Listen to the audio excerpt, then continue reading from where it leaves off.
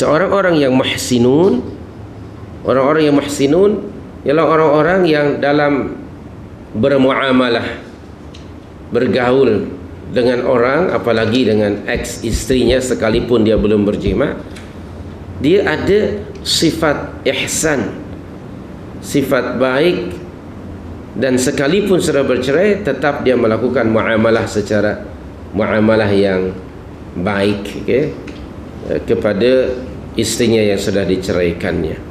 Nah, orang yang punya sifat ihsan akan selalu melakukan sesuatu itu yang terbaik. Tidak disebut sebagai muhsin unless orang itu sudah ada padanya sifat ihsan. Dan orang yang bersifat ihsan tanpa perlu diminta oleh orang lain, ihsannya atau imannya itu mendorong dia untuk memberi mata'an yang sesuai atau yang mengikut kemampuannya dan juga mengikut nilai yang boleh diterima oleh manusia ataupun oleh orang ramai.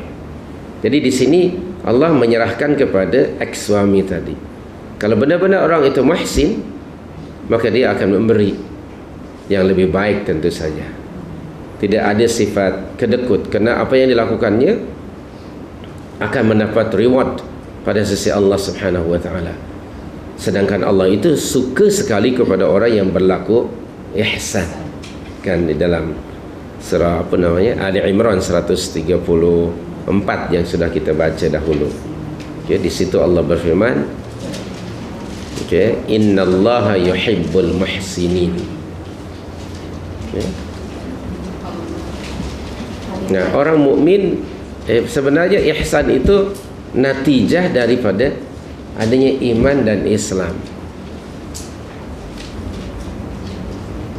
Ingat hadis Jibril itu, ketika Jibril alaihissalam bertanya kepada Rasul, kan, terangkan kepadaku apa itu Islam, terangkan kepadaku apa itu iman, lalu terangkan kepadaku apa itu ihsan.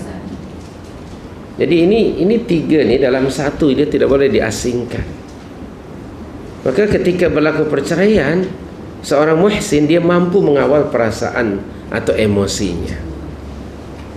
Sebab yang bercerai itu, yang terlerai itu ialah akad nikahnya. Adapun dia berbuat baik kepada ex istrinya yang muslimah, kalau tidak ex istri pun sekurang-kurangnya dia itu kan muslimah, dan seorang mukmin punya sifat ihsan.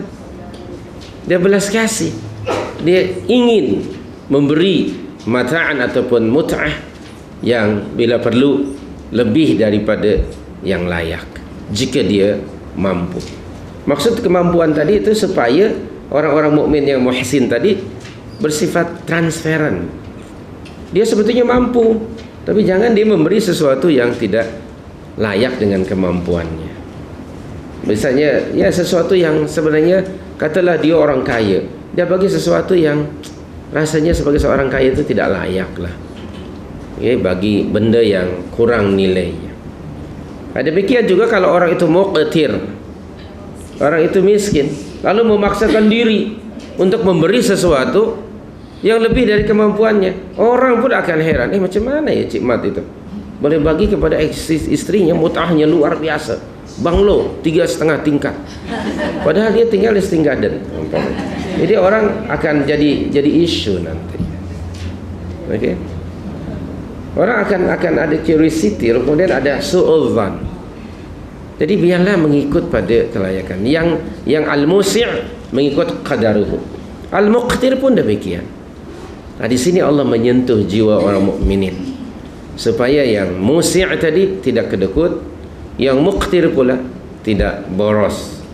Biarlah mengikut kadar yang telah ditetapkan atau kadar yang ma'ruf dapat diterima secara wajar oleh masyarakat.